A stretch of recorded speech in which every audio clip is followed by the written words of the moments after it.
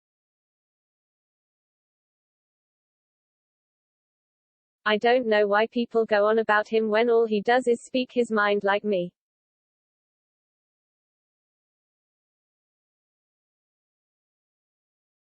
He added to the Sun, Harry sticks to his guns and never changes, and I love him for that.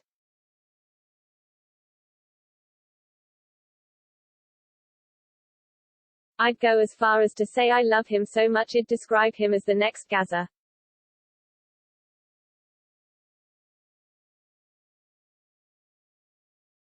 But he needs to get rid of that ginger hair and dye it blonde.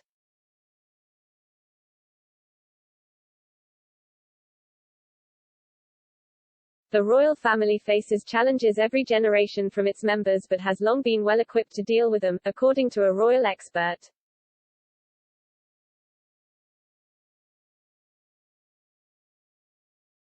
Royal commentator Jonathan Sacerdoti praised the royal family for its ability to stay relevant in the modern era.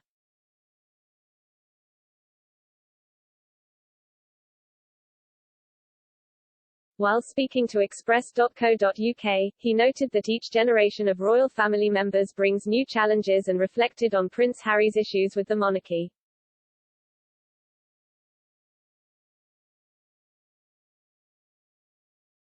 He noted that the Queen and the monarchy, as an entity, have become very good at dealing with these challenges.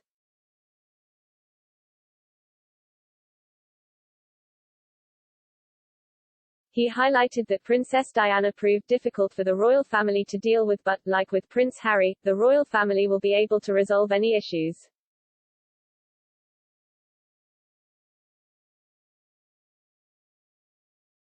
The Queen faces a new backlash over the use of the word empire given to those on her birthday honors list.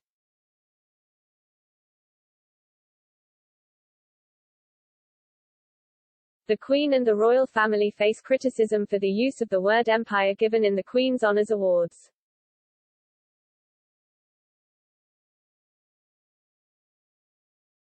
OBE recipient Poppy Jamin spoke to LBC's Sheila Fogarty and discussed her own reservations over the use of the word.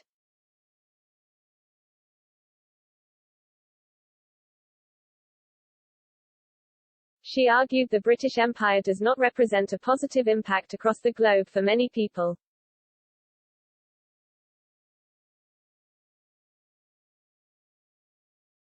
She also admitted that she considered not accepting the award due to the use of the word empire.